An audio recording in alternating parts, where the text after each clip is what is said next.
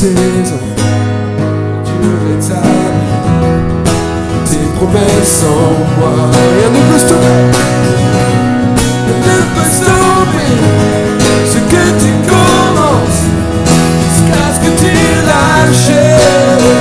Et quand je me sens insignifiant, oh Dieu, toi seul suffis. Décidé de persévérer, tu renonces pas à moi, tu renonces pas à moi. Ton amour sans relâche s'accroche à moi. Je descends de tenter comme un écho. Ton amour sans relâche s'accroche à moi. Je descends et tente comme un écho. Écho dans mon âme.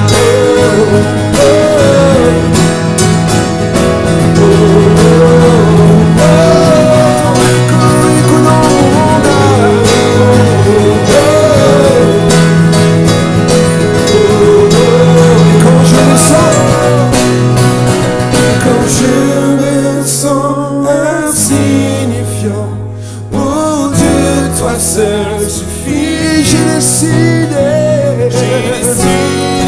de persévérer. Tu renonces pas à moi, tu renonces pas. Quand je me sens insignifiant, oh Dieu, toi seul suffit. J'ai décidé de persévérer. Tu renonces pas à moi, tu renonces pas à moi. Ton amour sans relâche s'accroche à moi. Je descends de tente comme un écho. Ton amour sans relâche s'accroche à moi. Je descends et tente comme un écho. Écho dans mon âme.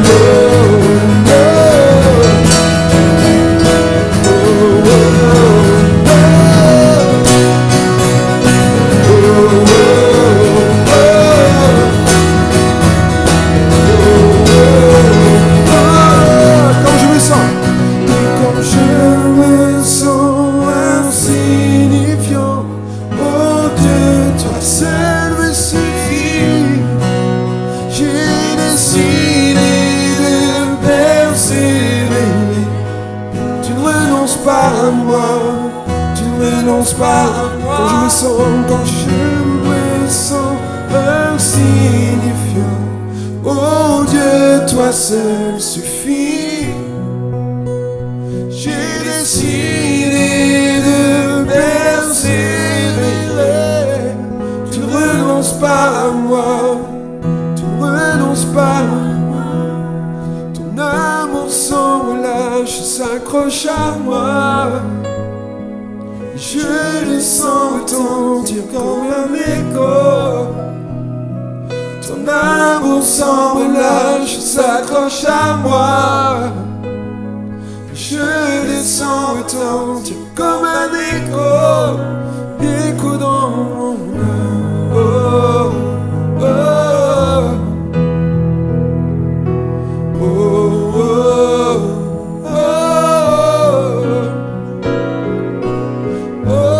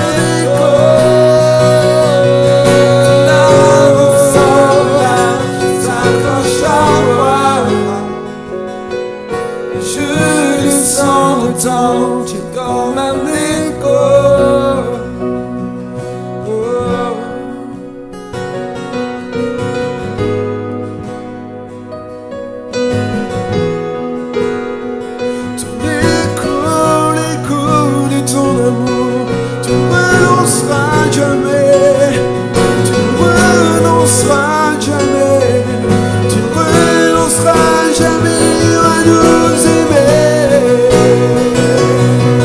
Tu ne renonceras jamais, tu ne renonceras jamais, tu ne renonceras jamais à nous aimer. C'est la promesse de son amour, c'est la promesse du Père pour vous. Recevez.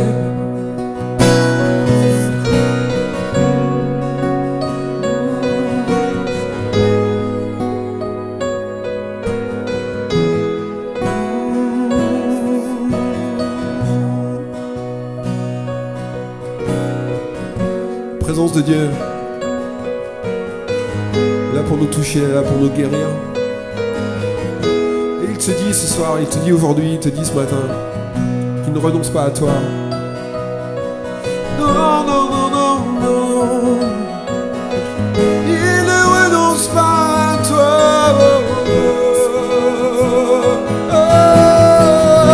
Il t'aimera toujours avec un amour éternel.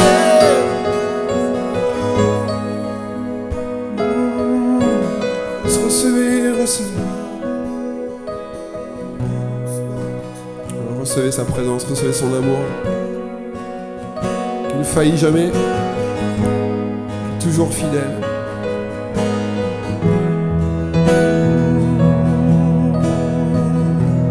On va chanter ensemble un refrain. On croit que la pluie de Dieu est présente juste maintenant dans ce lieu et alors que vous êtes connectés. On va chanter prophétiquement, nous recevons ta pluie, recevons sa pluie. Je vous invite à ouvrir vos bras, je vous invite à tendre vos mains vers Jésus, ouvrir vos bras vers Jésus-Christ. Chanter la pluie, on va inviter la pluie du Saint-Esprit. Juste recevez la pluie du ciel, recevez. Tu as besoin d'être rafraîchi. Recevez.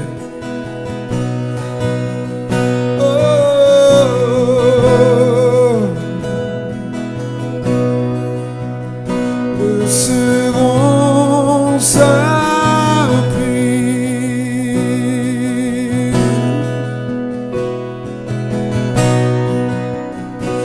Recevons sa pluie.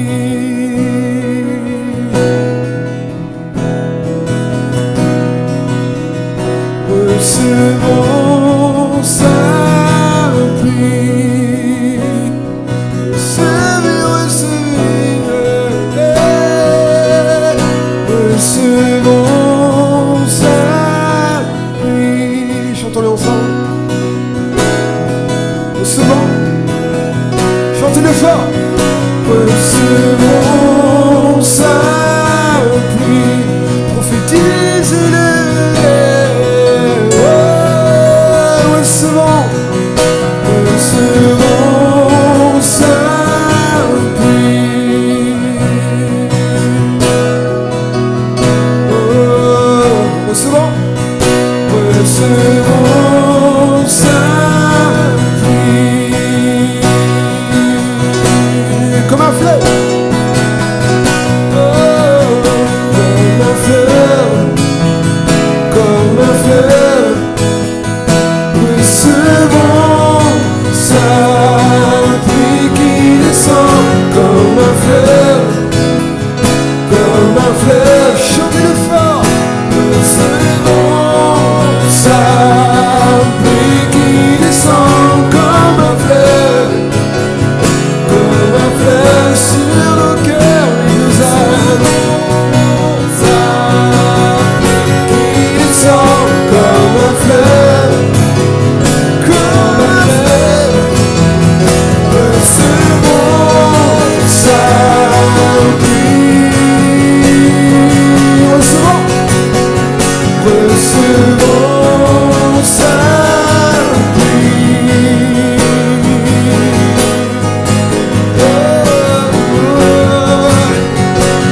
Recevons sa pluie.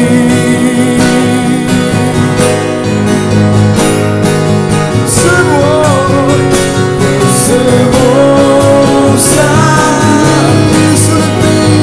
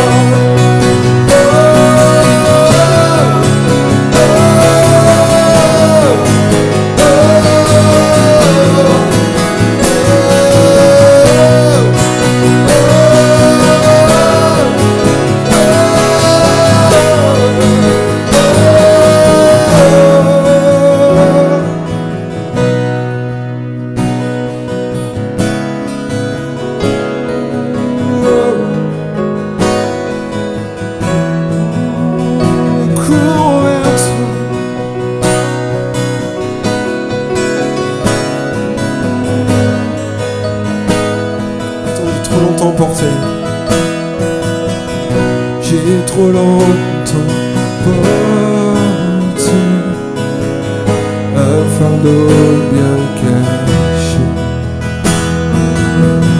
Tu ne m'as pas appelé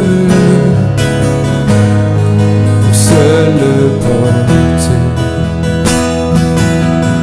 J'entends ton invitation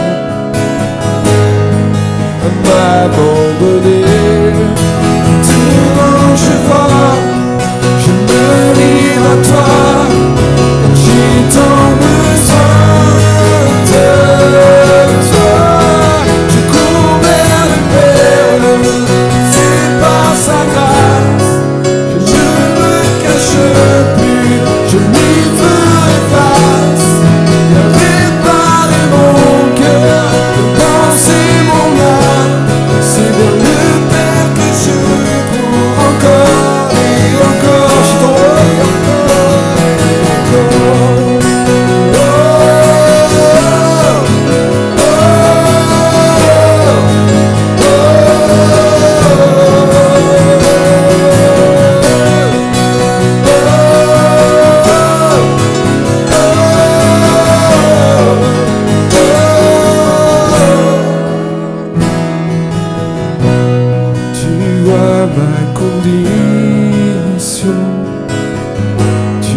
un plan pour moi. Ton fils, ma rédemption, payé sur la croix. Je n'ai pas d'explication devant cet amour. Je ne comprends pas, je ne saisis pas. J'ai tant besoin de toi. Je cours vers le Père, c'est par sa grâce. Ne me cache plus, il ferait face. Il a réparé mon cœur, penser mon âme. Encore et je cours vers le Père. C'est par sa grâce, je ne me cache plus. Il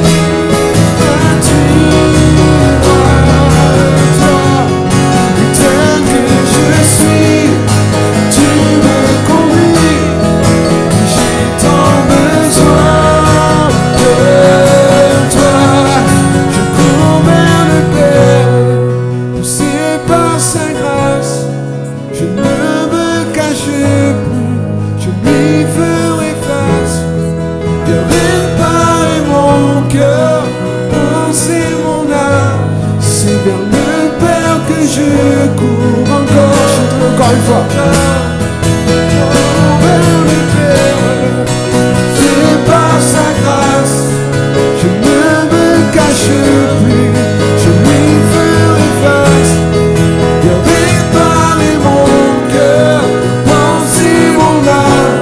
C'est le cœur que je cours encore et encore et encore et encore.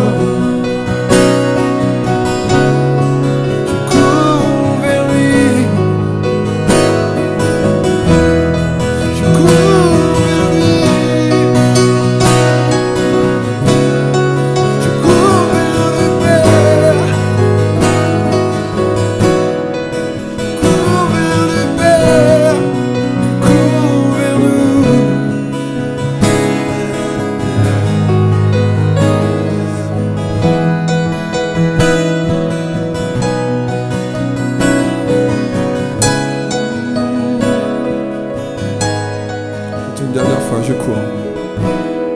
Je cours vers le Père, poussé par sa grâce. Je ne me cache plus, je lui ferai face. Viens réparer mon cœur, penser mon âme. C'est vers le Père que je cours encore et encore, encore et encore.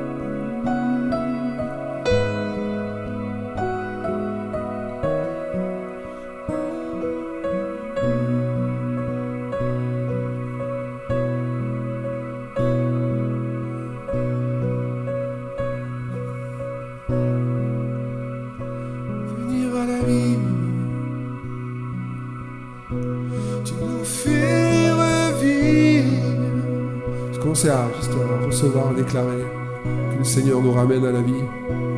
Et déclarez-le tous ensemble, le groupe avec moi ici, on va prophétiser. Prophétisons ces choses ensemble.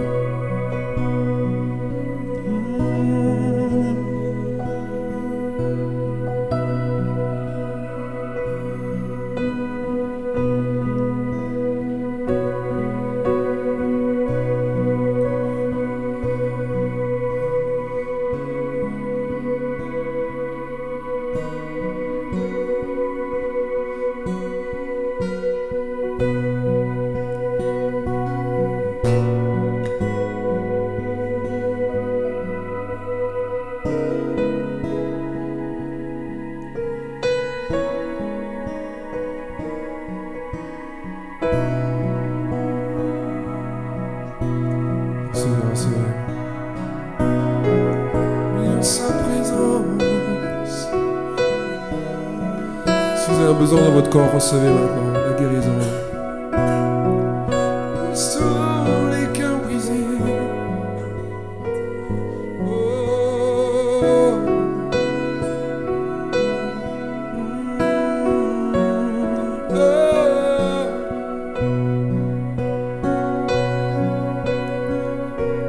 Je célébrerai ton nom.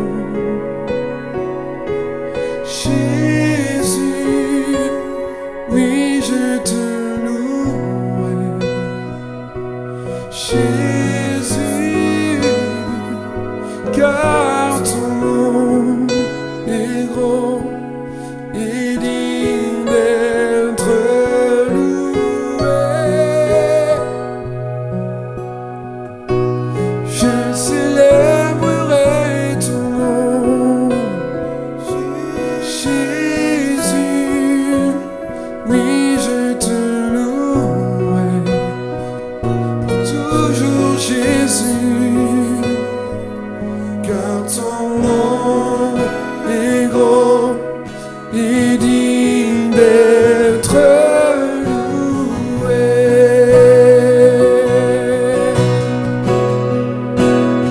On se recevait, louons-le tous ensemble. Je célébrerai.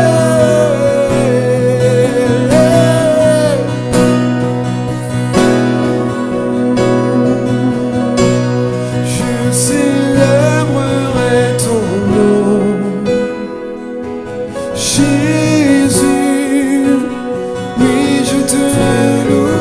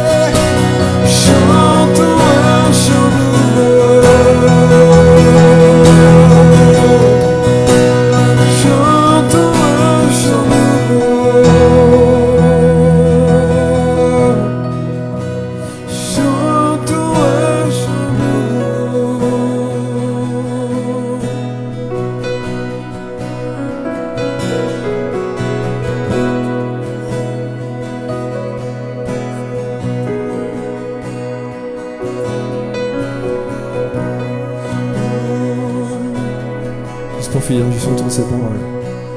Il est saint, il est saint, il est Seigneur, tout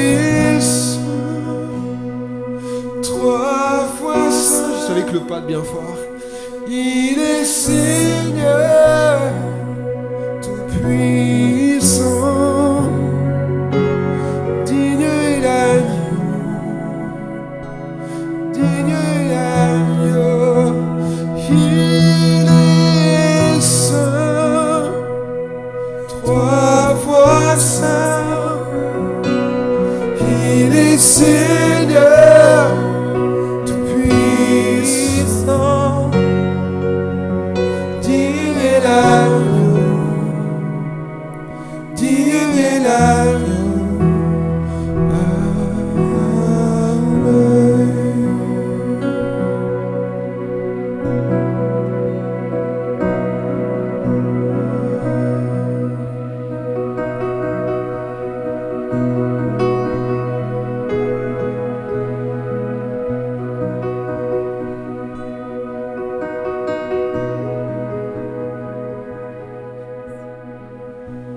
Bonjour à tous, bonjour à toutes, très heureux de pouvoir vous retrouver pour le message aujourd'hui. Je suis vraiment impatient de pouvoir partager la parole que le Seigneur a mis sur mon cœur, parce que je crois vraiment qu'elle a le potentiel de pouvoir toucher nos vies, de pouvoir guérir nos cœurs et de pouvoir nous aider à aller de l'avant avec Dieu. Donc merci à tous d'être connectés aujourd'hui, merci à tous les connects, merci à ceux et celles peut-être que vous avez invités et qui sont là avec nous, ou vous qui allez entendre ce message un peu plus tard sur YouTube.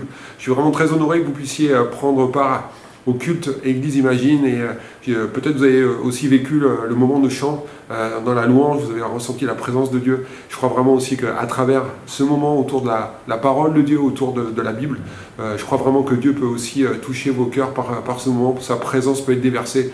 Et j'ai vraiment quelque chose qui a touché mon cœur, en tout cas qui m'a encouragé moi-même, et je crois qu'il a vraiment le pouvoir, le potentiel de pouvoir aussi vous encourager. On a vécu, juste pour que vous puissiez un petit peu connaître le contexte ici de l'église Imagine à Nice, depuis quelques semaines, nous avions commencé une série qui s'intitulait « Se positionner pour le miracle », parce que nous croyons que l'église est un endroit où nous voulons proclamer que Dieu est encore un Dieu de miracles. Et on a vécu ces dernières semaines donc pas mal de choses, et on veut remercier tous ceux qui ont participé à cette série de messages. Et aujourd'hui, j'ai à cœur de vous partager une autre série qui va nous amener jusqu'à Pâques, que j'ai intitulée « Briser mais glorieux ». Et sur ce thème, donc « Briser mais glorieux », vous allez voir ce que ça signifie, et vous allez pouvoir être au bénéfice de comment le Seigneur a aussi parlé. J'ai plusieurs messages qui sont en attente que je vais vous transmettre. On a l'équipe aussi prédication qui va surfer aussi sur ces thèmes. Mais en tout cas, on est disposé, je suis en tout cas motivé, je suis encouragé. Et je crois vraiment qu'on va pouvoir vivre un bon temps ensemble qui va nous projeter dans cette nouvelle série. Donc, Brisé mais glorieux. Et le titre donc, du message d'aujourd'hui, dans ce thème Brisé mais glorieux, s'intitule « Conforte ta victoire ».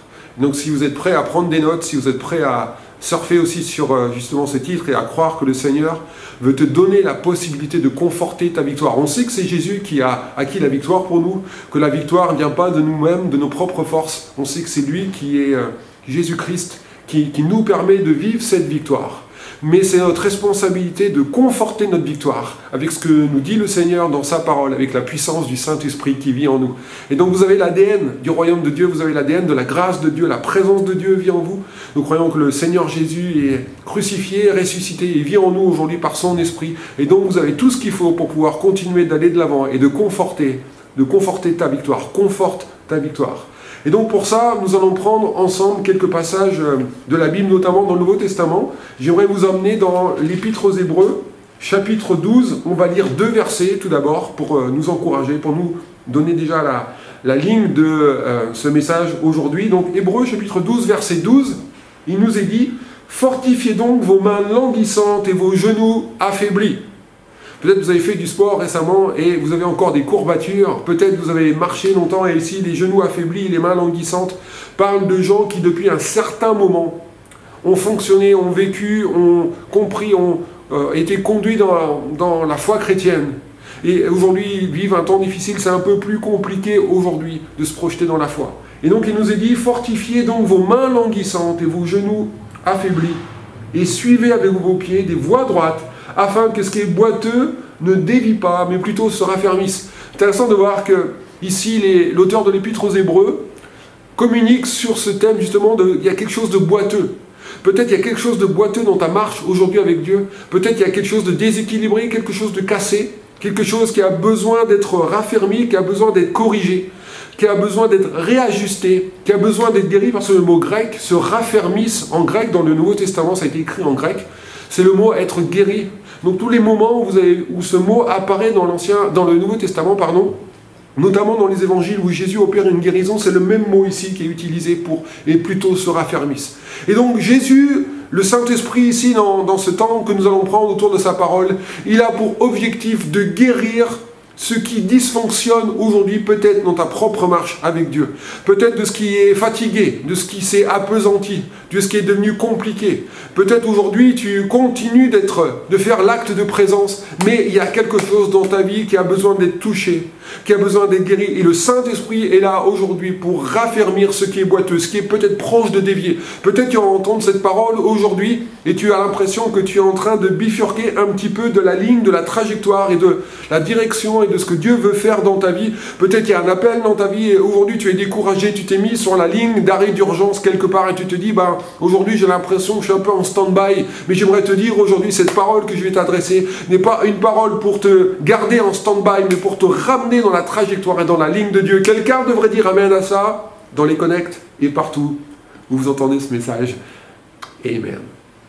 Et donc, j'aimerais qu'on puisse voir ensemble cette parole qui est une parole de guérison, une parole de réconfort, une parole de consolation, une parole de grâce pour nous. Donc fortifiez vos mains languissantes, fortifiez donc vos mains languissantes.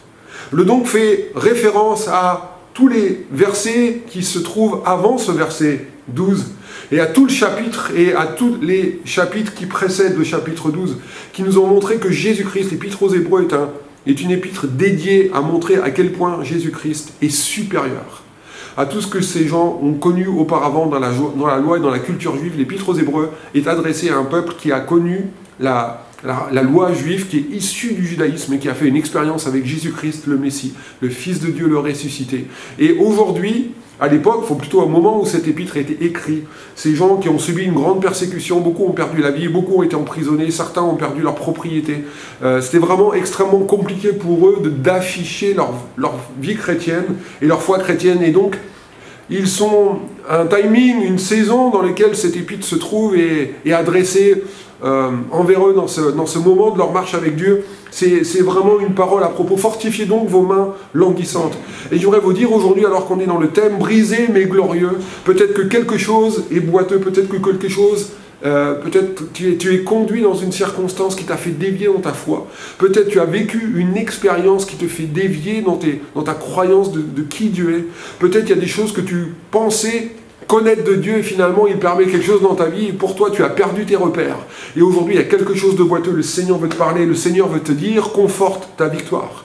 Il y a quelque chose à faire dans ta foi aujourd'hui et cette parole est une arme, est un complément de vitamine pour t'aider à aller de l'avant.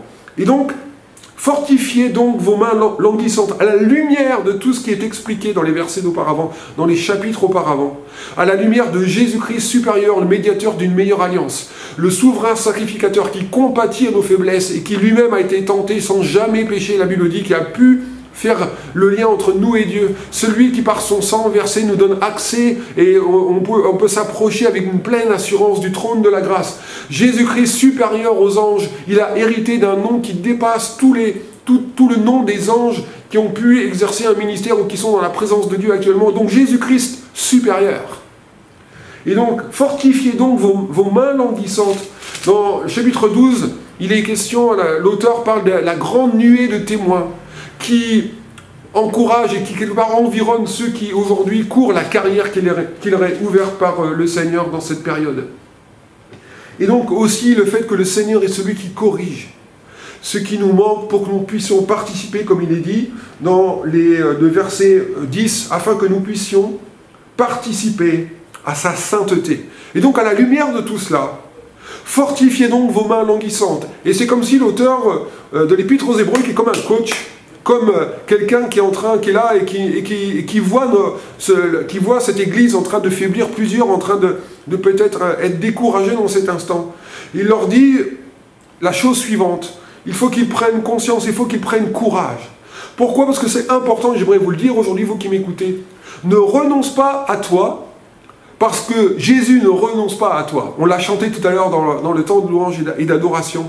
Lorsque nous avons l'impression d'être insignifiants ou insuffisants, le Seigneur, il est celui qui nous encourage à ne pas renoncer à nous-mêmes. Et j'aimerais te dire aujourd'hui, toi qui m'écoutes, il faut que tu prennes la décision de ne pas renoncer à qui il est et ne renonce pas à qui tu es, parce que lui ne renonce pas à toi. Et il ne renonce pas non plus, la Bible dit, il ne se repent pas de ses dons et de ses promesses pour nous.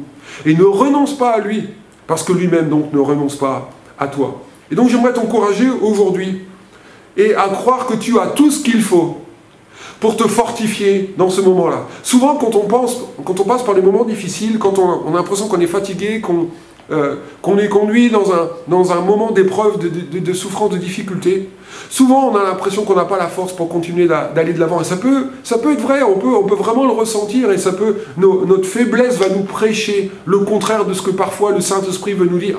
Mais j'aimerais te dire aujourd'hui, et à la lumière de ce que nous dit ce texte, tu as beaucoup plus en toi, et tu as en toi tout ce qu'il faut pour que tu puisses te fortifier, pour fortifier ce qui est languissant, et pour fortifier ce qui est affaibli. Il faut que tu crois, il faut que tu continues, il faut que tu puisses t'affermir dans ta vie, parce que Dieu est capable de guérir ce qui est boiteux, pour que tu puisses suivre la voie droite que le Seigneur trace devant toi. Et donc j'aimerais vous encourager dans ce moment aujourd'hui.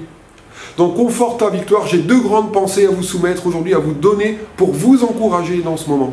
La première, c'est j'aimerais que tu crois, notez bien ça si vous prenez des notes, j'aimerais que tu crois que tu es la success story de Dieu. Brisé mais glorieux, c'est ça. Excusez-moi. Brisé mais glorieux, c'est tu es la success story de Dieu. Peut-être tu as vécu un temps de brisement, un temps de difficulté, un temps où tu vois que ta marche avec le Seigneur boite un peu, parce que tu as pris des coups. Mais j'aimerais te dire aujourd'hui, cela ne change pas la réalité de ce que tu es, la success story de Dieu. Et donc pour cela, il faut que tu t'appropries son succès. C'est important pour toi de te projeter dans cela et de croire que le Seigneur veut t'amener à te projeter dans son succès pour toi. Approprie-toi ton succès, c'est mon premier sous-point. Donc, premier point, tu es la success story de Dieu.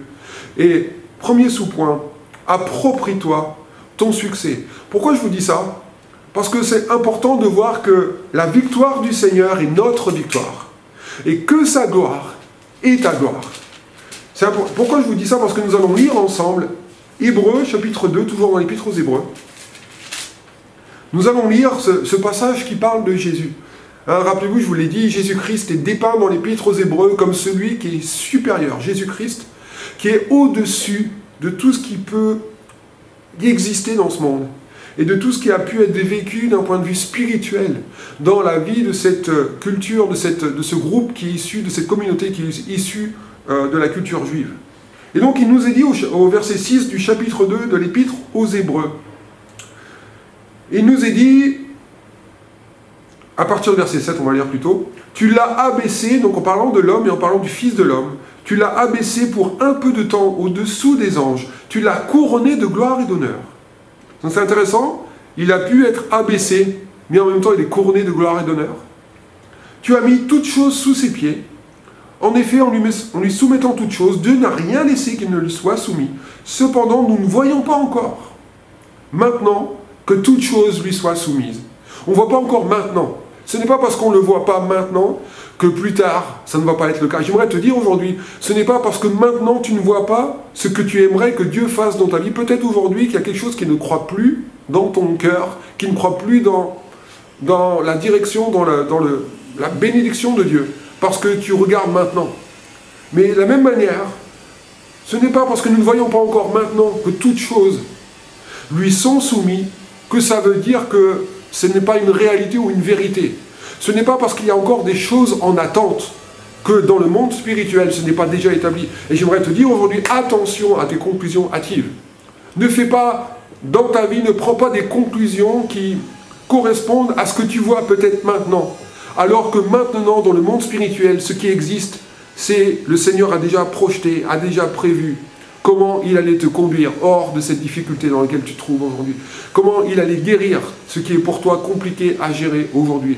Comment il allait ouvrir une porte que tu ne vois pas ouverte aujourd'hui. Comment il allait pourvoir à une bénédiction financière peut-être que tu n'as pas encore aujourd'hui. Peut-être que tu ne vois pas encore aujourd'hui que le Seigneur a préparé quelqu'un pour toi. Mais oui, le Seigneur a préparé quelqu'un pour toi. Et tu ne le vois pas encore maintenant. Ce n'est pas parce que ce n'est pas encore maintenant que ça veut dire que c'est absent du cœur de Dieu.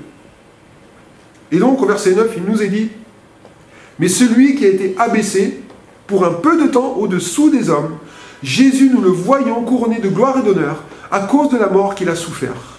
Ainsi par la grâce de Dieu, il a souffert la mort pour tous. » Je voudrais te dire aujourd'hui, dans ce passage, que c'est important que tu t'appropries le succès, la success story de Dieu. Nous le voyons, Jésus, aujourd'hui, couronné de gloire et d'honneur.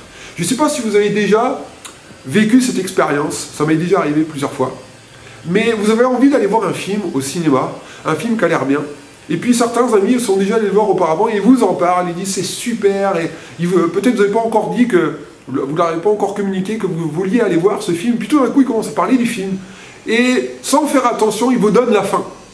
Et là, c'est la grosse tragédie, parce que si la fin est négative et mauvaise, vous n'allez pas voir le film. En tout cas, c'est mon cas. Je me rappelle d'un film, je crois que c'était un film de science-fiction, où le héros meurt à la fin. Je voulais aller le voir avant que quelqu'un me dise que le héros meurt à la fin. Du coup, j'ai dit non, je ne veux pas aller le voir parce que je vais être trop triste. Parce que moi, je suis un petit peu sentimental sur les bords. Je m'approprie un petit peu l'histoire des gens. J'ai l'impression que ce sont mes amis. Et lorsque quelqu'un meurt, j'ai l'impression que c'est un de mes amis qui meurt. Et donc c'est la raison pour laquelle, en général, je n'aime pas regarder des séries ou des films lorsque le héros meurt à la fin. Petite parenthèse. Mais, dans ce passage, celui qui a été abaissé pour un petit peu de temps au-dessous des anges, nous le voyons couronné de gloire et d'honneur. Autrement dit, l'auteur de l'Épître aux Hébreux dit, mais en fait, on connaît déjà l'histoire, la fin de l'histoire. On sait que l'histoire se termine bien. Celui que nous avons vu sur la croix, souffrant, agonisant, en train d'être meurtri, en train d'être crucifié, souffrant la marque des clous, souffrant l'ignominie, souffrant la moquerie de ceux qui le voyaient sur cette croix, qu'il avait entendu dire « Je suis capable de ressusciter, je suis capable de... Si quelqu'un détruit ce temple, en 3 jours je le relèverai. » Ces gens qui n'ont pas compris en fait le message que Jésus leur a donné quelques jours ou quelques semaines ou quelques années auparavant, lorsqu'il le voit agoniser sur la croix, il voit, c'est comme s'il voyait à un moment donné une série qui s'est arrêtée, ou un film qui s'est arrêté au moment où le héros passe par un temps difficile. Alors je ne sais pas si vous êtes amateur de séries, une autre petite anecdote, mais avec Jimmy et ma soeur, mon beau-frère, on aime bien la série Friends. Vous avez vu l'accent? Friends. C'est une série américaine. Et dans la série Friends, il y a 10 saisons. Et puis, il y a une saison que je n'aime pas regarder. Ceux qui me connaissent savent déjà de quoi je vais parler. En fait, dans la série Friends, il y a plusieurs personnages. Et puis, il y a l'histoire de Ross et Rachel. C'est un petit peu les héros de la série. Et dans la saison 3, dans la saison 3, ils se rencontrent. Et en fait, ils se mettent ensemble. Et j'aime bien parce que voilà, c'est un petit peu fleur bleue. Voilà, j'aime ça. Ils sont ensemble, c'est super. Mais dans la même saison 3, ils se séparent. Et là, j'aime plus du tout. Et donc, quand j'ai vu, la première fois que j'ai vu qu'en fait, la saison 3 commençait bien, mais qu'elle se terminait mal, en fait, j'ai décidé d'expulser la saison 3 de la série Friends que j'allais regarder parce que je sais une chose, c'est qu'il a fallu attendre la 10e saison pour qu'ils se retrouvent ensemble. Autrement dit, quelqu'un qui ne connaît pas la saison 10 va regarder la saison 3, et s'il est trop proche de Ross et Rachel, il va vouloir mettre une croix sur la série Friends parce que ces deux héros personnages préférés, finalement, leur histoire ne tourne pas tout à fait bien. Et donc c'est une grosse déception. Et j'ai l'impression parfois que notre vie ressemble un petit peu à cette série. L'Épître aux Hébreux nous dit ici, l'auteur de l'Épître aux Hébreux nous dit ici, et je fais le lien, c'est incroyable, l'Épître aux Hébreux avec Friends, c'est unique. C'est celui qui a été abaissé pour un peu de temps. Celui devant lequel nous avons été témoins d'une saison 3. Celui qui est mort sur la croix, et nous pensions, la Bible dit, les disciples d'Emmaüs et plusieurs de ceux qui l'ont vu crucifié, ont cru qu'il allait restaurer le royaume d'Israël, et donc ils ont été déçus. Et ils ne connaissent pas la saison 10, ils n'ont pas réalisé, ils n'ont pas compris qu'il y avait une saison 10. Et peut-être tu m'écoutes aujourd'hui, et j'aimerais m'adresser à toi aujourd'hui, toi qui m'écoutes. Et peut-être que tu es en train de vivre la saison 3 de ta vie, mais j'aimerais te dire que dans le cœur de Dieu et dans ta vie, peut-être tu vis un temps de brisement, peut-être il y a quelque chose de brisé, mais j'aimerais te dire que la saison 10 est glorieuse, et que la saison 10 est déjà écrite dans le cœur de Dieu, et qu'il y a quelque chose que Dieu peut faire dans ta vie, si tu restes sur la voie droite. Peut-être qu'aujourd'hui il y a une tendance à vouloir dévier de ce que tu crois que Dieu peut faire dans ta vie, parce que tu es découragé à cause de ta saison 3. Mais j'aimerais t'encourager, toi qui m'écoutes, à te saisir du succès du Seigneur, parce que son succès est ton succès. Sa victoire est ta victoire. Il faut que tu acceptes que tu peux vivre une dimension de victoire et de gloire, et que de la même manière que celui qui a été abaissé pour un peu de temps, l'abaissement dure pour un peu de temps, mais l'élévation dure pour toujours. Et donc, il faut que tu te projettes dans ça. Il faut que tu crois que tu es la success story de Dieu. Pourquoi je vous dis ça? Parce qu'il y a quelques jours, j'ai eu la chance de pouvoir vendre une maison à un jeune couple de pharmaciens. Et lorsque je les ai rencontrés, ils m'ont raconté qu'ils ont eu plusieurs déboires lorsqu'ils ont acheté la pharmacie. Lorsqu'ils ont acheté la pharmacie, ils avaient à peine la trentaine. Et la propriétaire, en tout cas les propriétaires de la pharmacie, ne croyaient pas vraiment qu'ils étaient capables de l'acheter parce qu'ils étaient trop jeunes. En tout cas, la propriétaire avait des préjugés sur eux parce qu'ils semblaient trop jeunes pour pouvoir se lancer dans un tel business. Et donc ils m'ont raconté qu'on ne les a pas pris au sérieux, ils ont eu plusieurs fois des portes fermées. Et puis finalement ils ont réussi à acheter la pharmacie. Et quand ils ont acheté la pharmacie, ils ont acheté avec un certain chiffre d'affaires. Et aujourd'hui ils ont triplé le chiffre d'affaires.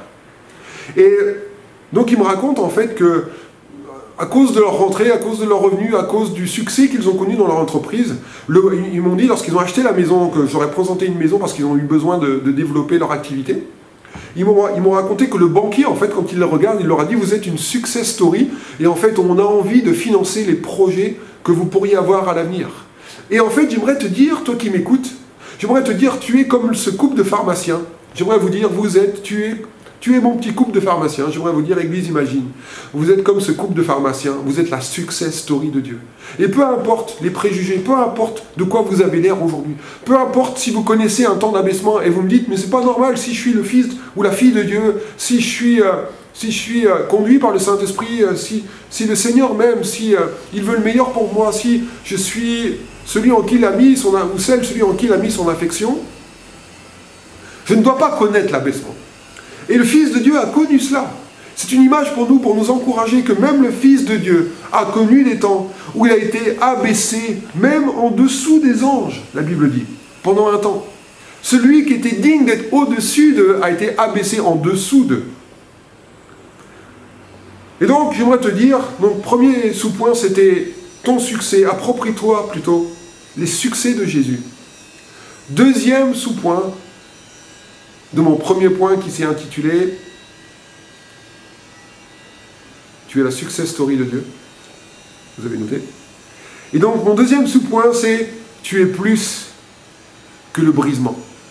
Peut-être tu es brisé, mais tu es glorieux. Tu es plus que ce que tu connais aujourd'hui, qui est ton abaissement, que ce que peut-être tu connais aujourd'hui qui est difficile. Tu es et tu vaux beaucoup plus que ça. Pourquoi je dis ça? Parce que nous devons comprendre une chose. Lorsque le Seigneur nous voit, peut-être tu n'as pas l'air, peut-être que tu ne ressembles pas à quelqu'un qui est la success story de Dieu. Peut-être que les gens, ta famille, peut-être que les gens te voient comme quelqu'un qui a encore beaucoup de problèmes. Mais j'aimerais te dire, ce n'est pas parce que tu portes encore beaucoup de problèmes et que qui tu es, la Bible dit dans 1 Jean, je crois que c'est chapitre 3, verset 2, la Bible dit que maintenant, bien-aimés, maintenant, nous sommes enfants de Dieu, et ce que nous serons n'a pas encore été manifesté. Mais nous savons que lorsque Jésus-Christ viendra, nous pourrons le voir et être semblables à lui. On va lire le texte ensemble. 1 Jean, chapitre 3, verset 2, je vais vous le dire bien pour que vous puissiez bien le noter. 1 Jean, chapitre 3, verset 2. Bien-aimés, nous sommes maintenant enfants de Dieu. Et ce que nous serons n'a pas encore été manifesté. Mais nous savons que lorsqu'il paraîtra, nous serons semblables à lui parce que nous le verrons tel qu'il est. Et j'aimerais te dire aujourd'hui, ton ADN, donc la gloire de Dieu sur toi, la bénédiction de Dieu sur toi, tu pourras devenir, nous pourrons le voir tel qu'il est et nous serons semblables à lui. Nous pourrons être transformés lorsqu'il paraîtra. Et donc tu es beaucoup plus que ce que tu as l'air de paraître aujourd'hui. Ce que tu es n'a pas encore été manifesté, mais c'est déjà en toi, c'est déjà programmé en toi, c'est déjà présent en toi, c'est déjà puissant en toi. Quelqu'un devrait dire « Amen », tu devrais être encouragé parce que tu entends, je crois vraiment que le Seigneur veut te dire qu'il y a quelque chose de beaucoup plus fort que ce que tu peux représenter. Tu es beaucoup plus que ton brisement. Et j'aimerais vous dire, aujourd'hui, en s'inspirant de Jésus-Christ encore une fois, lorsque nous lisons Ésaïe 53, il nous est dit « Qui a cru ?» Et peut-être aujourd'hui, lorsque je te dis ça, tu n'as pas l'impression que tu peux croire que je suis en train de te dire, tu es plus que le brisement que tu incarnes, beaucoup plus que les défauts que tu as encore, beaucoup plus que les imperfections que tu continues de véhiculer, beaucoup plus encore que tout ce qui n'est pas encore à sa place. Peut-être qu'il y a des choses qui sont boiteuses, qui ont besoin d'être guéries, raffermies. Peut-être qu'il y a encore des choses qui dévient dans ta vie, mais ça ne change pas le fait que ce que tu vas devenir n'a pas encore vraiment été manifesté. Mais nous savons que lorsqu'il paraîtra, nous serons semblables à lui, parce que nous le verrons tel qu'il est. Ésaïe 53 nous dit, qui a cru? Qui a pu croire que lorsque ce Jésus était sur la croix, brisé, meurtri, humilié pour nos péchés et nos iniquités, qui a pu croire qu'au moment même où il était brisé, en même temps, il était en train d'accomplir quelque chose de glorieux? J'aimerais te dire, peu importe la circonstance de ta vie qui peut paraître un peu difficile, le Seigneur est capable à la fois de mettre dans le brisement le glorieux. Brisé mais glorieux. Et c'est pour ça que je t'encourage aujourd'hui à conforter ta victoire. Qui a pu croire, qui a pu reconnaître le bras de l'Éternel? Peut-être tu es là aujourd'hui et tu te dis, comment je peux voir et reconnaître le bras de l'Éternel? J'ai l'impression que tout va mal. Lorsque tu connais un temps d'abaissement, que tu es au-dessous de ce que, entre guillemets, tu devrais ressembler, de ce que tu devrais incarner, de ce que tu devrais vivre en tant qu'enfant de Dieu. Parfois nous portons les stigmates d'une défaveur, alors que le Seigneur nous dit que nous sommes favorisés en lui. Peut-être que tu vis en dessous du niveau chrétien auquel peut-être d'autres sont en train dans lesquels d'autres peut-être sont en train de rentrer. Et peut-être que le Seigneur fait quelque chose aujourd'hui qui te trouble un peu. C'est comme s'il employait, le Seigneur, des codes que tu ne comprends pas. Mais la question d'Ésaïe 53, dans le moment où Jésus-Christ était crucifié, plus de 600 ans avant le prophète Ésaïe, il voit déjà la croix, il dit, mais qui aurait pu croire que lorsque on voyait les deux brigands et ce Jésus sur la croix, qui aurait pu croire qu'en fait, lorsqu'il était crucifié, en fait, ce sont nos souffrances qu'il était en train de porter, verset 4. Et c'était nos douleurs dont il s'est chargé à ce moment-là. Et c'est ce qui me frappe dans ce passage, aussi une autre chose. La Bible dit qu'il a été méprisé, abandonné des hommes, verset 3. Qu'il était un homme de douleur, habitué à la souffrance. Qu'il a même été celui dont on détourne les visages, il n'avait ni beauté ni éclat pour attirer les regards. Dieu n'a pas voulu le privilégier. Le Père l'a envoyé sur la terre et il n'a rien fait pour que Jésus soit un petit peu le chouchou. La Bible dit, alors qu'il était habitué, semblable à celui dont on détourne le visage, habitué à la souffrance, alors qu'il n'avait l'air de rien et qu'il subissait la lourde charge de la croix. La Bible nous dit, alors qu'il est en train de vivre une telle épreuve, la Bible dit qu'il a porté nos souffrances. Et j'aimerais te dire aujourd'hui, c'est intéressant de voir tout ce qu'on peut porter, même quand on a l'impression qu'on ne peut plus rien porter. Si quelqu'un, vous savez, imaginez un petit peu si, peut-être ça décrit ta vie, peut-être tu as toujours été habitué à la souffrance, peut-être qu'il n'y a jamais eu de printemps dans ta vie. Peut-être que même aujourd'hui, au son de ma voix, tu as l'impression, en fait, oui, c'est vrai, j'ai l'impression que moi, j'ai jamais connu autre chose que la douleur. J'ai toujours eu des problèmes dans mon corps, j'ai toujours eu des problèmes dans ma famille, j'ai toujours eu des problèmes de santé. Peut-être que tu as l'impression de t'identifier lorsque Jésus était sur la croix, peut-être qu'en fait, il parle de toi. Peut-être c'est le miroir de ta vie. Et j'aimerais te dire aujourd'hui, alors que tu entends ce message, que ce même Jésus qui portait la misère du monde, il est ce même Jésus qui était capable de même porter quelque chose pour nous. Et j'aimerais te dire, et t'encourager dans cette perspective chrétienne, quand tu es encouragé à fortifier tes mains languissantes et tes genoux affaiblis, et que tu dis, je ne peux plus avancer, c'est terminé, le Seigneur veut te dire, fortifie-toi donc, ou fortifiez donc vos mains languissantes à la lumière de ce que Jésus a pu subir et vivre, et à la lumière de ce qu'a pu apporter son sacrifice pour nous. Tu peux beaucoup plus que ce que tu crois que ta circonstance est en train de te prêcher. Jésus a réussi à porter nos souffrances et nos iniquités, alors qu'il portait sur lui-même le malheur du monde entier. Tu es beaucoup plus que ton brisement. Tu es beaucoup plus que ce que tu penses, que ce que tu vois être abaissé pour un peu de temps, au-dessous du niveau de vie chrétienne auquel tu aspires. Et puis, troisième sous-point dans ce point, il faut que tu visionnes la fin de l'histoire, il faut que tu visionnes ta couronne. Troisième sous-point, visionne ta couronne. Et donc, tu es une success story de Dieu. Il faut que tu crois que tu es la success story de Dieu. Qui a cru à ce qui nous était annoncé? Qui peut croire que le message que je suis en train de te dire, je suis en train de te proclamer, prophétiser sur toi, tu es la success story de Dieu. Qui a cru au bras de l'Éternel? Le bras de Dieu agissant au milieu de quelque chose d'horrible et pourtant en train de faire quelque chose de glorieux. Il faut que dans ce moment-là même, tu puisses visionner ta couronne. J'aimerais, pour illustrer cette pensée, juste citer l'apôtre Paul dans 2 Timothée chapitre 4, verset 4. Il nous est dit, dans ce passage, excusez-moi, verset 8, versets 7 et 8, « Désormais, j'ai combattu le bon combat, j'ai achevé la course, j'ai gardé la foi.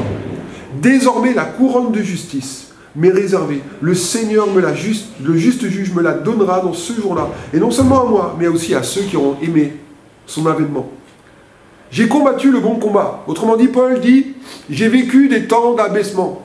J'ai combattu le bon combat. Il y a eu des temps de combat dans ma vie. On a essayé de me faire dévier. On a essayé de me conduire hors de la trajectoire de la volonté de Dieu pour moi. J'ai vécu des temps difficiles. Si vous lisez 2 Corinthiens, vous allez voir combien de fois il a été lapidé, combien de fois il a fait naufrage, combien de fois il a souffert, combien de fois il a été rejeté, combien de fois il a été dans la nudité, dans la faim, dans le péril, sur les mers et sur les terres, combien de fois il a été livré à toutes sortes de tempêtes. Et Paul dit, J'ai vécu des temps où j'avais l'impression que Dieu m'avait abaissé au-dessous de ce que normalement je peux aspirer en tant qu'enfant de Dieu. Et j'ai combattu le bon combat. Dans ces moments-là, je n'ai pas lâché l'affaire. J'ai fortifié mes mains languissantes et j'ai fortifié mes genoux affaiblis. Mais pourquoi il a pu faire ça? Parce qu'il visionne sa couronne. De la même manière que Jésus, nous le voyons couronné de gloire et d'honneur, le même qui a été crucifié et le même que nous voyons aujourd'hui, nous voyons la fin de l'histoire, nous voyons la saison 10. Pourquoi Paul, il dit, j'ai combattu le bon combat. Dans les moments où je vivais des saisons 3 extrêmement difficiles, j'ai pu me projeter dans la saison 10, la saison de la victoire. Parce que en moi, je peux connaître à la fois le brisement, mais je sais que Dieu y a mis le glorieux. La couronne de gloire m'est réservée. Et quand on parle de couronne de gloire, et c'est ma deuxième grande pensée, j'aimerais qu'on puisse aller rapidement ensemble dans la deuxième grande pensée de ce message, de conforte ta victoire. Deuxième grande pensée, la couronne de justice ou la couronne de gloire m'est réservée. Jésus, nous le voyons couronné de gloire et d'honneur. N'oubliez pas ce que je vous ai dit tout à l'heure. Sa victoire est ta victoire, son succès est ton succès. Si tu le vois dans le succès, tu peux croire dans ton succès. Parce que, on verra tout à l'heure dans un verset de l'Épître aux Romains, chapitre 8, Jésus-Christ est celui qui est le prototype de Dieu pour ceux et celles que le Seigneur va appeler à sa suite, pour qu'ils puissent marcher dans les traces de son Fils Jésus-Christ qui a accompli pour nous ce qui nous manquait pour vivre la dimension de victoire. Et donc ma deuxième grande pensée, rapidement, on va voir ça ensemble. J'aimerais te dire aujourd'hui, non seulement tu es la success story de Dieu, premier grand point. Deuxième grand point, tu es éligible pour sa gloire. Tu es éligible pour sa gloire. Et j'aimerais brièvement entretenir avec vous et voir un texte que nous connaissons bien dans le Nouveau Testament, dans Luc chapitre 15. Luc chapitre 15 nous parle des paraboles. Parabole de la drachme perdue, de la brebis égarée, et la parabole qu'on connaît bien du fils prodigue. Donc vous avez certainement entendu, peut-être même ceux qui n'ont jamais été à l'église, ou vous avez au moins entendu parler de l'expression le fils prodigue. Et le fils prodigue, c'est très intéressant de voir son histoire parce que c'est l'histoire de quelqu'un qui a une difficulté par rapport à une crise d'identité. Le fils prodigue, nous lisons son histoire, le plus jeune des fils dit à son père, verset 12 de Luc 15, « Mon père, donne-moi la part de bien qui doit me revenir. » Et le père leur partagea son bien au fils aîné et au fils cadet. Et il nous dit que peu de jours après, le plus jeune fils, ayant tout ramassé, partit pour un pays éloigné, où il dissipa son bien en vivant dans la débauche. J'ai pensé à cette histoire et j'ai senti Dieu me parler à travers cette histoire et je crois que le Seigneur veut parler à plusieurs d'entre nous aujourd'hui. Parce qu'il y a un problème, il y a une volonté parfois en nous depuis le Jardin d'Éden, depuis le moment où nous avons hérité du péché d'Adam et Ève. Il y a un désir d'émancipation qui est en nous inhérent dans notre être intérieur. Et le fils prodigue, il est aimé de son père, il est voulu par son père, il est choyé.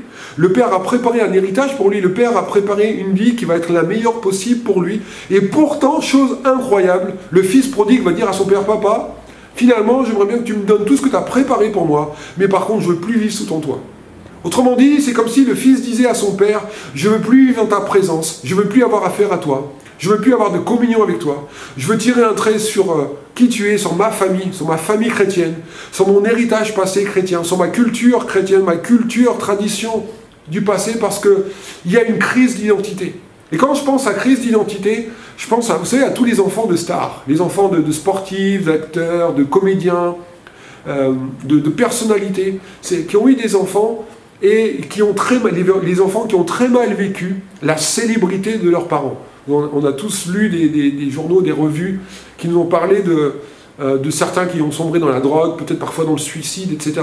Parce que c'était très dur de porter le nom des parents. Et parce qu'ils avaient l'impression qu'ils n'allaient pas pouvoir exister à travers qui ils étaient simplement, qu'ils n'étaient pas suffisants pour vivre une vie qui puisse s'émanciper du nom qu'ils avaient hérité de la part de leurs parents. Et en fait, je me suis aperçu que parfois, ça pouvait aussi être le cas dans l'Église. Que parfois, le fait d'être enfant chrétien pouvait être un poids, et que la manière dont on pouvait présenter la vie chrétienne n'était pas du tout une vie qui donnait envie justement aux enfants de chrétiens de pouvoir suivre la voie de Dieu. Et ils ont eu un besoin d'émancipation. Il y a eu un besoin d'aller voir ailleurs. Besoin de croire que leur vie serait bien mieux à l'extérieur de ce qui représente la sécurité de l'Église ou de la présence de Dieu.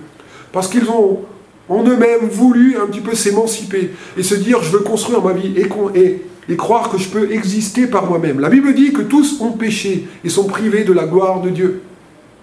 Le poids d'être un enfant de Dieu, ou d'être un enfant du Père ici, c'est intéressant que c'était à la fois un privilège, mais en même temps un poids pour le Fils prodigue. Et donc il a décidé de tout prendre, parce que c'est un peu comme ça qu'on raisonne avec Dieu. Parfois on le voit comme celui qui est le bon Dieu. Vous voyez, souvent on donne cette expression.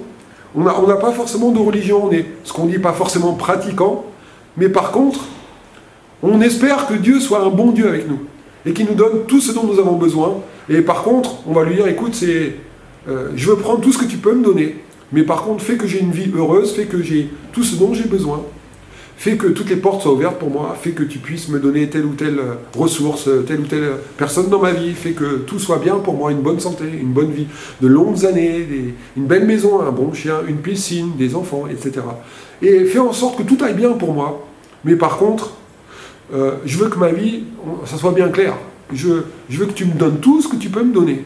Mais par contre, je vais vivre ma vie dans un pays éloigné.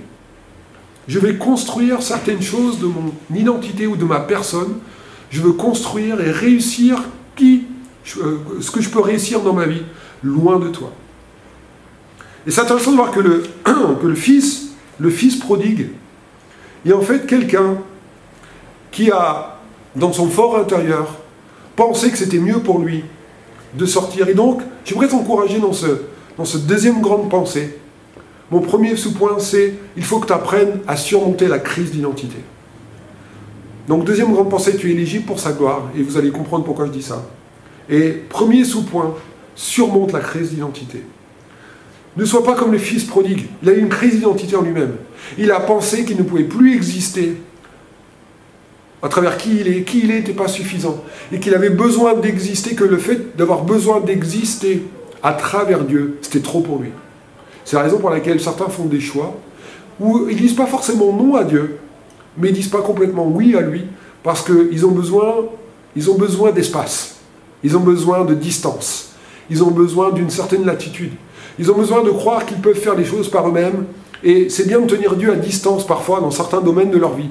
Et ils construisent certains domaines de leur vie dans un pays éloigné de la volonté de Dieu, pour eux, dans ces domaines-là. Et donc, il nous est dit qu'il a choisi de s'éloigner. Et lorsqu'il eut tout dépensé, verset 14, une grande famine survint dans le pays, et il commença à se trouver dans le besoin. Deuxième sous-point de ma deuxième grande pensée, c'est non seulement il faut que tu surmontes ta crise d'identité, parce que si tu ne le fais pas, tu vas t'éloigner. Et j'aimerais te dire, ne t'éloigne pas, conforte ta victoire, ne t'éloigne pas de celui qui est capable de faire en sorte que tu ne sois jamais dans le besoin. La parole de Dieu nous dit ici, cet homme qui a, à un moment donné, il est parti les poches pleines. Au verset 14, il nous est dit qu'il a tout dépensé. Et une grande famine qu'il n'avait pas prévue, parce que c'est intéressant de constater que tu ne peux pas tout prévoir. Ce n'est pas parce que tu as beaucoup dans ta vie que tu peux tout prévoir. Il y aura toujours des choses que tu ne vas pas pouvoir prévoir dans ta vie. Et si tu n'es pas au bon endroit, au bon moment, si tu n'as pas la sécurité de la présence de Dieu, et cet homme, il a ouvert sa vie, à un mensonge. C'est qu'il a cru que les bienfaits de Dieu, c'était bien pour lui, mais que c'était bien aussi pour lui de vivre loin de la présence de Dieu. Tu ne peux pas vivre loin de la présence de Dieu. Tu ne peux pas juste te contenter de puiser dans les ressources de Dieu, et pourtant faire l'économie de la présence de Dieu. Parce qu'à un moment donné, tu vas rencontrer des famines. Et les famines, tu ne pourras pas les gérer par toi-même. Et dans ce texte, il a commencé à se trouver dans le besoin. Parce que le pays qui est éloigné de la présence de Dieu peut parfois être frappé de famine. C'est-à-dire qu'il manquait quelque chose, il manquait de ressources, il manquait de solutions, il manquait de direction. Et la Bible dit au verset 16, il aurait bien voulu se rassasier des carouges que mangeaient les pourceaux. Mais personne ne lui en donnait. Quand on regarde ce verset, il y a quelque chose de fou dans ce passage. Il aurait bien voulu, lui qui avait été riche à un moment donné, lui qui a connu la gloire, lui qui a connu l'opulence, le confort, toutes les prestations auxquelles on peut penser dans une vie avec un avenir sécurisé. Il aurait voulu se rassasier, aurait voulu manger ce que les porcs, ce que les cochons mangeaient, mais personne ne lui en donnait. C'est-à-dire qu'il pouvait même pas, il n'avait même pas le droit de se servir de ce que les porcs mangeaient. Et il n'y avait personne qui était là pour lui dire « Tu veux manger? Tu veux qu'on partage la nourriture des porcs avec toi? Tu veux en manger un petit peu ?» Il n'y a personne. Il n'y avait personne qui était là pour lui. Personne ne lui en donnait. J'aimerais te dire, peut-être tu as l'impression que personne ne te donne ce que ce monde consomme. Mais c'est peut-être une bonne chose pour toi. Peut-être tu voudrais te rassasier de ce que le monde consomme et te donne comme modèle aujourd'hui. Et tu te dis, j'aimerais bien vivre ça, mais il y a en toi quelque chose qui ne peut pas prendre ça. Il y a peut-être encore une barrière, il y a peut-être encore un reste de ce que tu as vécu avec Dieu. Et tu sais très bien que te nourrir de la nourriture des porcs et des cochons symbolise l'impureté. C'est quelque chose qui ne correspond pas à qui tu es. Parce que tu peux être dans un moment donné comme le fils prodigue, où ta vie chrétienne est brisée, mais il reste encore des choses en toi. Et même si tu es brisé, il y a encore quelque chose de glorieux qui te dit, finalement, même si j'ai envie de manger de cette nourriture-là, je suis content que personne ne m'en donne, parce que le Seigneur peut me donner beaucoup plus. Et la Bible dit, à ce moment-là, il s'est éloigné de la volonté de Dieu pour lui. Il s'est éloigné de la provision de Dieu pour lui. Et tu ne peux pas juste te contenter de te reposer sur un stock de bénédiction qui a été là pendant un moment donné, parce qu'à un moment donné, ce stock va s'épuiser. Parce que c'est la présence de Dieu qui le rend fou. Et une des raisons, je crois, pour lesquelles aussi cet homme est parti dans un pays lointain, c'est parce qu'il a dit à Dieu, Seigneur, donne-moi ce dont j'ai besoin. Bénis-moi dans tel ou tel domaine dans ma vie. Bénis-moi dans ma famille. Bénis-moi avec mes enfants. Bénis-moi dans mon travail. Bénis-moi avec mon conjoint, avec ma conjointe. Bénis-moi avec mon ami. Bénis-moi dans cette relation amoureuse. Et on a besoin que Dieu nous bénisse dans tel ou tel domaine. Mais en même temps, on a peur qu'il mette trop son nez dans ces choses-là. Parce qu'on a peur de perdre ces choses. On a peur que ces choses-là, on les perde. On a peur que Dieu nous les reprenne. Ou plutôt qu'il change plutôt le réconfort que ça nous apporte. On a peur de perdre le confort que ça représente dans nos vies. Et c'est intéressant de voir que cet homme, je suis sûr qu'il a voulu s'établir loin de la maison du Père, parce qu'il avait peur de perdre ces choses. Mais je voudrais te dire, si tu cherches à protéger les choses que tu as peur de perdre et que tu cherches à les protéger avec tes propres forces, tu risques de les perdre quand même. Tu risques de les perdre quand même. Cet homme, il a poursuivi, il a cherché à être une success story. Il a voulu à un moment donné se trouver dans une circonstance de sa vie où il a cherché à vouloir construire sa gloire, sa propre gloire. Il a essayé de conduire sa vie dans une success story. La Bible dit que tous donc ont péché et sont privés de la gloire de Dieu. Et le fils prodigue, s'il a voulu s'établir dans un pays lointain, c'est qu'il a voulu connaître la réussite. C'est intéressant de voir qu'on va chercher une réussite qu'on va essayer de construire par matériel ou temporaire ici-bas. On va chercher une forme de gloire. Et finalement, la réussite qu'on cherche, elle se trouve là où Dieu se trouve. Et on va essayer de la construire de manière indépendante de Dieu. Et on va vouloir croire à quelque chose, en fait, on va croire à ce mensonge qui fait écho à Genèse 3 lorsque Adam et Ève ont été confrontés par le serpent, où Dieu leur avait dit mangez de tous les arbres, mais sauf de l'arbre de la connaissance du bien et du mal. Et le serpent a dit mais n'écoutez pas Dieu, parce que si vous mangez de cet arbre-là, vous serez comme lui. Et c'est intéressant de constater que lorsque tu commences à croire que tu manques de quelque chose, le danger, c'est de commencer à croire qu'on manque de quelque chose, en fait, qu'on a en nous déjà. Le diable est venu et Adam et Ève ont cru au mensonge que le diable a proféré lorsqu'ils étaient devant l'arbre de la connaissance du bien et du mal. Le diable leur a fait croire qu'il leur manquait quelque chose, en fait, qu'ils avaient. Ils étaient à l'image de Dieu et la gloire de Dieu était sur eux. Et le diable leur a fait croire que s'ils mangeaient de l'arbre de la connaissance du bien et du mal, ils seraient comme Dieu. Autrement dit, ils vivraient un nouveau niveau de gloire. Quelque chose de bien meilleur de ce qu'ils avaient. Et finalement, le diable les a privés de quelque chose qu'ils avaient. Et tu as besoin de croire que tu as ce que tu crois ne pas avoir. Parce que parfois, on croit qu'on n'a pas ce que Dieu nous a donné. Parce qu'en fait, on ne le voit pas. Nous sommes aveuglés par ces choses. Et c'est important pour nous de comprendre, de ne pas tomber dans ce mensonge ici. Et le fils prodigue, il a cru un mensonge. Il a cru qu'il pouvait avoir une meilleure gloire. Hors, dans un pays lointain, hors de la bénédiction et de la présence du Père.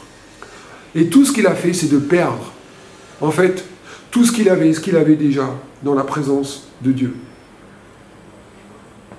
J'aimerais te dire aujourd'hui, c'est important de ne pas être privé de quelque chose que nous avons déjà et qui se trouve en Dieu.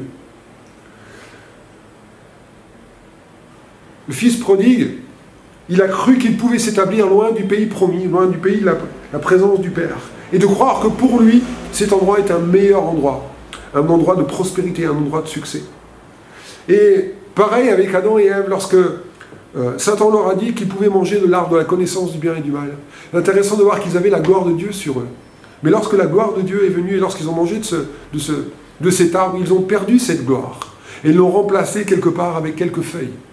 Et la folie de croire les mensonges de l'ennemi, c'est que finalement, on va mettre sur nous quelque chose qui est dérisoire, alors qu'au préalable, on avait quelque chose de glorieux.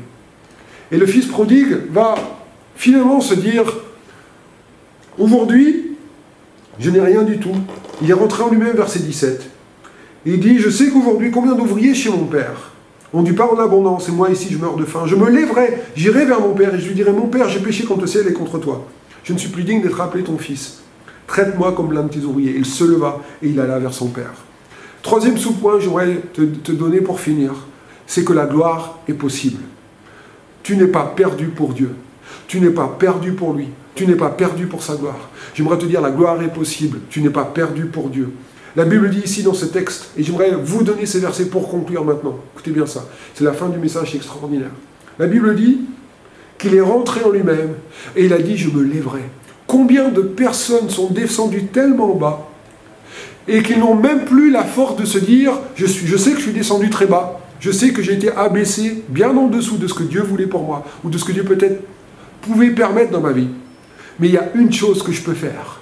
Peut-être tu ne peux pas changer toute ta vie aujourd'hui, mais j'aimerais te dire, toi qui m'écoutes aujourd'hui, il y a une chose qui est encore en ton pouvoir. Tu peux fortifier tes mains languissantes et tes genoux affaiblis. Pourquoi ? Il y a une chose qui est en ton pouvoir, c'est que tu as encore le pouvoir de te lever. Tu peux te lever de cet endroit de défaite, de cet endroit de brisement, de cet endroit où tu es passé à côté du but de Dieu, où tu as raté le coche, où tu as tout dilapidé, où tu t'es fourvoyé, où tu as cru à un mensonge et ça a détruit beaucoup de choses. Peut-être tu as beaucoup perdu, peut-être tu as tout dépensé, peut-être tu as vécu une vie complètement dissolue et aujourd'hui tu ne peux que constater les dégâts. Mais j'aimerais te dire, toi qui m'écoutes, il y a encore une possibilité pour toi de te lever. Tu peux dire comme le fils prodigue, tu peux rentrer en toi-même avant de rentrer dans la présence du Père. Il faut que tu crois, il faut que tu saches qu'il faut que tu rentres en toi-même pour pouvoir mieux rentrer dans la présence de Dieu. La Bible étant rentrée en lui-même, il s'est dit, je me lèverai. Et ce que j'aime chez les fils prodigues, non seulement, ce n'est pas juste du scénario hypothétique, il ne s'est pas dit, bon allez, je vais me lever, demain, je vais me lever. Non, je me lèverai. Et la Bible dit que lorsqu'il a dit, je me lèverai, il s'est levé. Et lorsqu'il s'est levé, il alla vers son Père. On a chanté, je cours vers le Père, dans le moment de louange.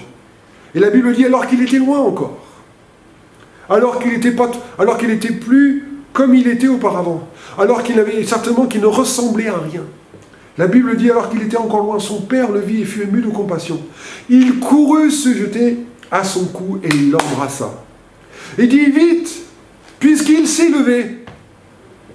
Alors, écoutez bien ça, apportez vite la plus belle robe et revêtez-le, mettez-lui un anneau au doigt et des souliers aux pieds. Mangeons, réjouissons-nous.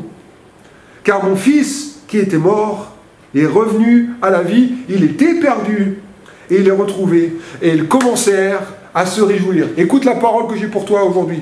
Oui, la gloire est possible. Et peut-être tu entends ce message et tu crois qu'aujourd'hui, tu es perdu pour Dieu. Mais j'ai une parole pour toi aujourd'hui, toi qui m'écoutes. C'est que la gloire est possible. J'aimerais te dire, oui, la gloire est possible. Pourquoi ? Parce qu'il est dit dans Ésaïe 60, verset 1er, « Lève-toi, sois éclairé, car ta lumière arrive et la gloire de l'Éternel se lève sur toi. La même gloire qui se lève sur Ésaïe, sur le peuple d'Israël. Le peuple d'Israël, il faut comprendre lorsqu'on lit le prophète Ésaïe, le peuple d'Israël est un peuple à qui Dieu a dit dans le premier chapitre. Écoutez bien, regardez ce qu'il a dit Ésaïe à son peuple au premier chapitre.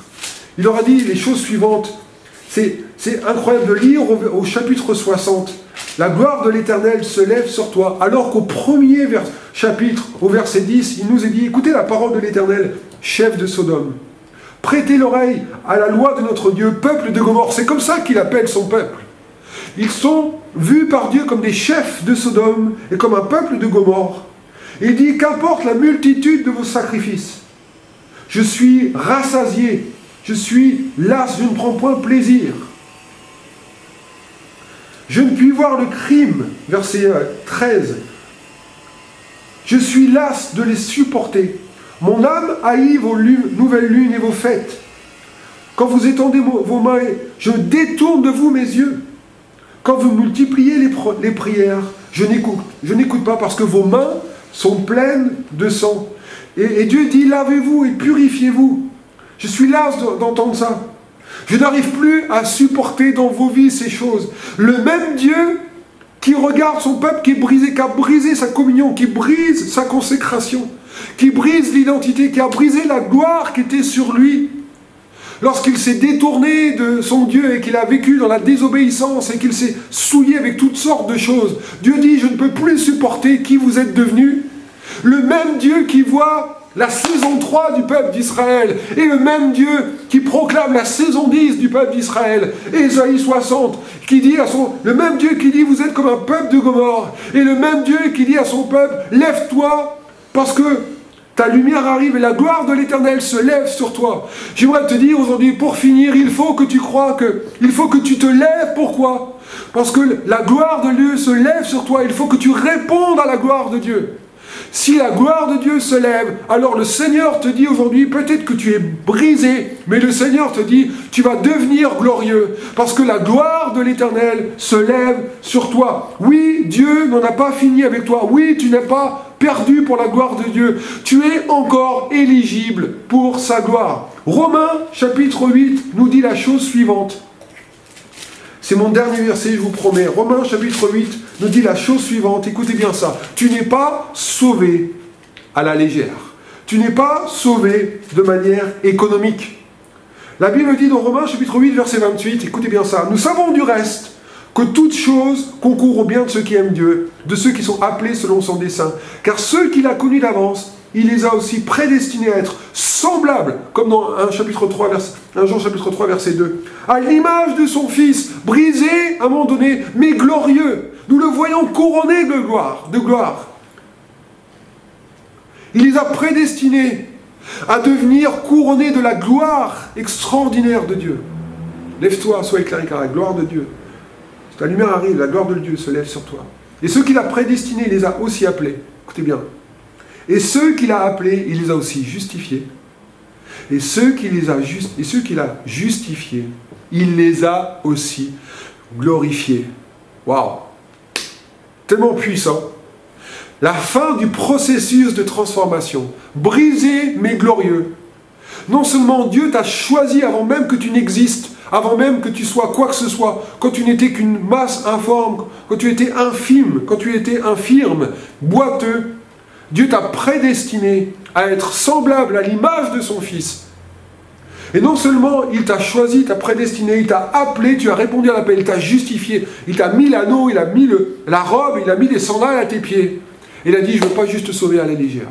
Il t'a justifié, il t'a appelé. Et il t'a glorifié. Ça veut dire quoi, glorifier? Ça veut dire qu'il a mis sa gloire sur ta vie. Il a choisi de faire lever sa gloire sur toi. Et je déclare maintenant, dans le nom de Jésus-Christ, ceux et celles, au son de ma voix, j'aimerais te dire, tu es la success story de Dieu. Peu importe si tu te trouves dans une saison d'abaissement ou dans la saison 3 de ta vie, je déclare la success story de Dieu. La saison 10 est déjà écrite. Et je crois que tu vas y rentrer dans le nom de Jésus-Christ. Et non seulement tu es la success story de Dieu. Pourquoi? Parce que tu es éligible pour sa gloire. Oui, la gloire de Dieu se lève pour toi. Oui, tu n'es pas perdu pour sa gloire. Parce que Ésaïe 60 nous le dit, Romains chapitre 8 nous le dit. Ceux qu'il a appelés, il les a justifiés. Et ceux qu'il a justifiés, il les a aussi glorifiés. Alors, recevez cette parole, je crois qu'une parole prophétique est une parole qui va transformer nos vies de réconfort pour nous aujourd'hui. Que Dieu vous bénisse et on se retrouve pour une nouvelle suite de Brisés mais glorieux la prochaine fois. À très vite. Dieu vous bénisse. Passez un bon temps en connect. Priez ensemble et recevez et proclamez et vivez la gloire de Dieu sur vous. À très bientôt.